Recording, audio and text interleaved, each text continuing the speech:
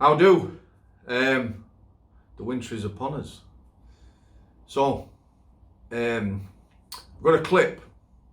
I'm going to show you. It's 7 minutes long. It's about something that happened to a young lady. She was only 21. A full story's up on the channel. Give the clip a watch. When the clip finishes, I'm going to tell you about the guy she's talking about. Before that, those of you who don't know, I am a published author. First book, Strangeways, a prison officer's story. Link at top of the description. Second book due out 17th of February, which is coming up. It's not long away, 2022, called Unlocking Strangeways. You don't have to read the first book. Probably shouldn't say that.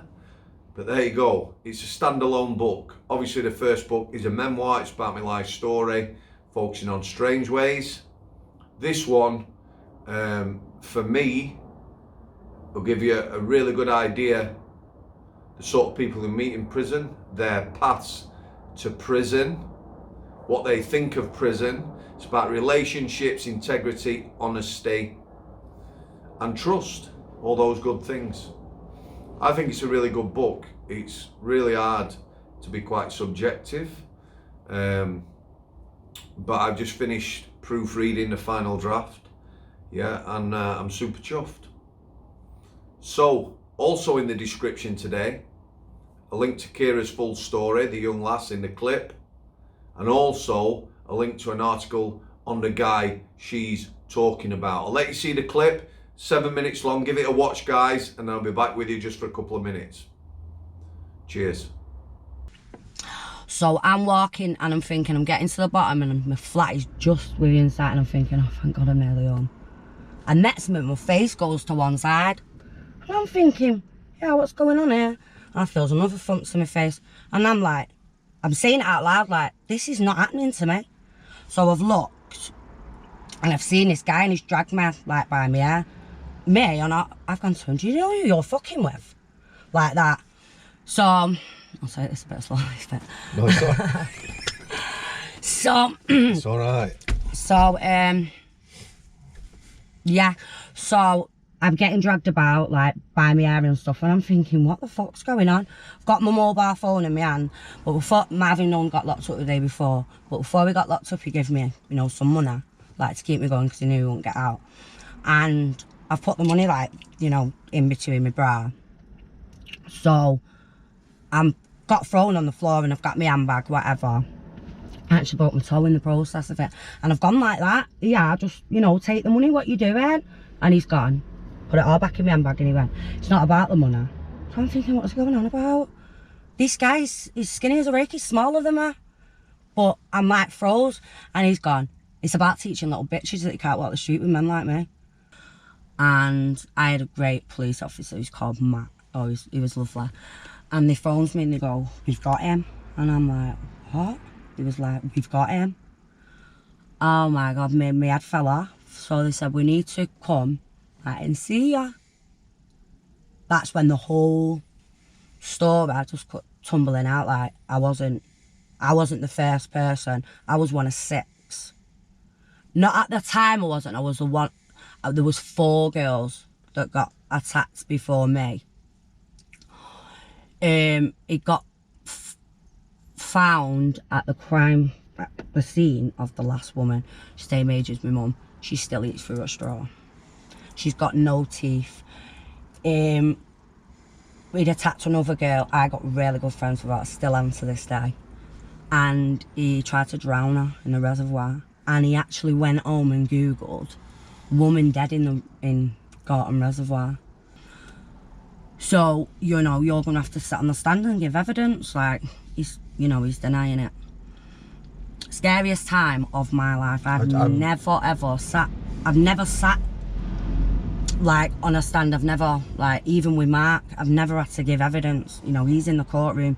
His family are sat in front of me and my family going, slags. Like, why is it our fault? You know, the thing is, right, we grew up, even though I don't know, we struggled. Like, I didn't have, like, a privileged background. You know, his dad owned his own business. Like, he didn't come from anything where you could say, oh, I had a hard childhood, this is why I did it. He worked for St John's Ambulances.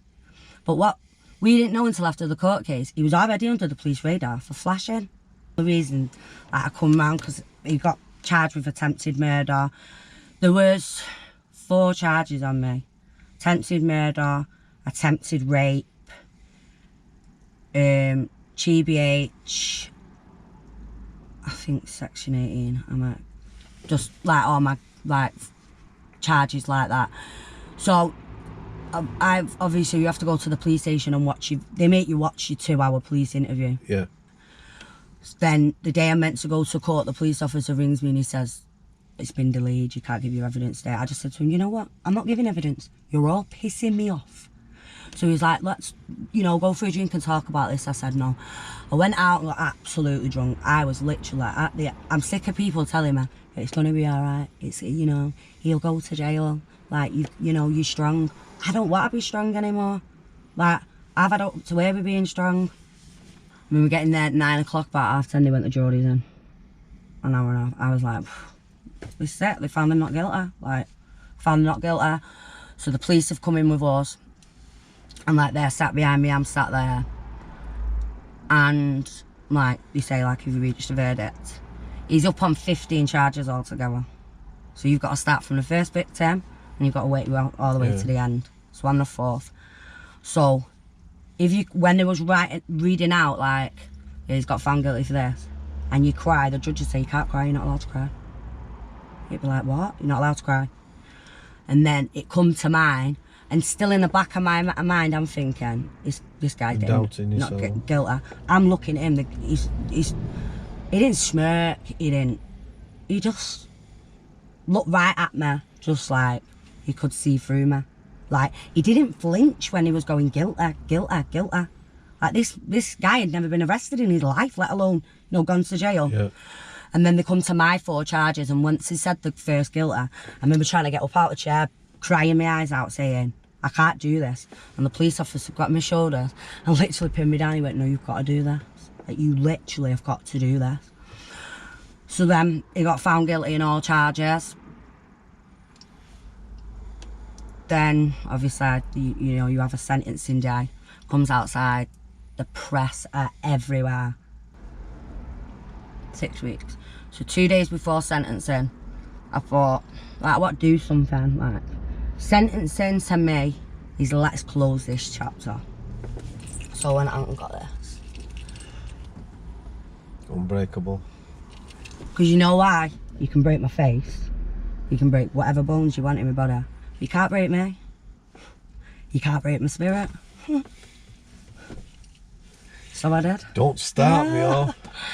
I've done well up to now. Yeah. And that's what it meant to me. You can break anything, but you can't break me. No. To be honest. It's an absolute animal. So, what did he get? So it goes into our statements are read out. We're not allowed to read our statements out for some reason. This judge was just dead fingering on about was all getting emotional. And the judge actually said, what is the most scariest thing about you is any of these seen you in the street, they won't cross over and think, oh my God, he looks like he's going to attack me. And he got sentenced to life with a recommendation of 29 years. And he still didn't blink. Okay, you've seen the clip. 21-year-old lass went through that. Court system, a lot of people talk about court system not being fair, not being good with people who are going to prison. Trust me, it's not good for people like that lass there, yeah, who is a key witness in a serious trial. All right, let's talk about that lad. I know that lad quite well. He came to healthcare. He'd been in prison a long time on the VP wing. Vulnerable prisoners. How's that, guys? Never ceases to amaze me. People who, paedophiles and rapists and sex offenders, yeah, who pick on the vulnerable, when they come to prison or go to prison, are classed as vulnerable prisoners. Yeah. Anyway, moving swiftly on. So this guy, yeah, he'd been on a VP unit. Mental Health InReach came to see us. Mental Health InReach team. They work throughout the prison on wings with people. One of the lasses, this guy was patient, whatever you want to call him, worried about him, big trial coming up. Yeah. So he came on healthcare. I did my usual background checks. Bang! He's on a free officer unlock and remained so for many, many months. Yeah. People protested. I said, have a look at his history. Have a look at his history. This is a dangerous fucker, this. Let me tell you about him. Unassuming. Almost looking fragile. Like a teenage boyish young looks. Yeah, wouldn't eyeball me. Wouldn't eyeball any prison officers. He talked to the young lasses, you know, all shy and coy, but not people like me. We've been with us months. And my manager challenged him or something. Yeah? And we saw his other side then. It came out. He said something to my manager. I didn't like it. I said something like, you know, watch your mouth or whatever. Might have been a bit stronger than that. Probably was. Bam. He's there. We saw it. She looked at me. She went, there you go, Miss Samworth. Yes, Miss Bradbury. He was a bad lad, this one. He absolutely brutalised women. And his charges got found guilty of a couple of attempt murders. No remorse. Never saw no remorse leading up to the trial. Never saw none after. Let me tell you, this guy got made Category A. Category A prisoner after his trial, after he was sentenced. Yeah, he should have been a Cat A all the way through it. The reason I believe he was made Cat A after, so that it was kept in the most secure conditions, because that's what needs to happen. But let me tell you something else about this guy. Yeah, he was supported by his family. Even when he got found guilty of brutalising women, they supported him. So he probably thought, you know, he'd done nothing wrong. He's the sort of guy who'll go into prison. I think he got a 15 to serve before parole. Yeah, on his oasis and his sentence plan, he'll have been all quiet. Yeah, he's never going to cross any officers. He's never going to say anything. He's going to be quiet. He's going to cooperate and do everything he needs to do. This guy has a chance of getting out. Now, there's people out there say everyone deserves a chance. Yeah, vast majority of people do. Get no argument from me. They need to change, because prison, surprise, surprise, shock, doesn't rehabilitate people. This guy, it doesn't matter what you do, what you fucking do with him, he will always be a danger to women. Always. Always be a danger to lasses, this guy. And he's young enough that when he gets out, he'll go back to what he was at. No doubt he will abuse, brutalise women and murder someone. I've no doubt. So it's all right, all these goody two-shoes, everyone deserves a chance.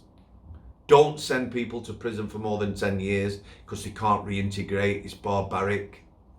Well, you want to see just how barbaric some of these people are. I'm going to leave it there. Okay, guys. Thanks for your comments. New subscribers, welcome. I'll say it. Food for thought. Cheers.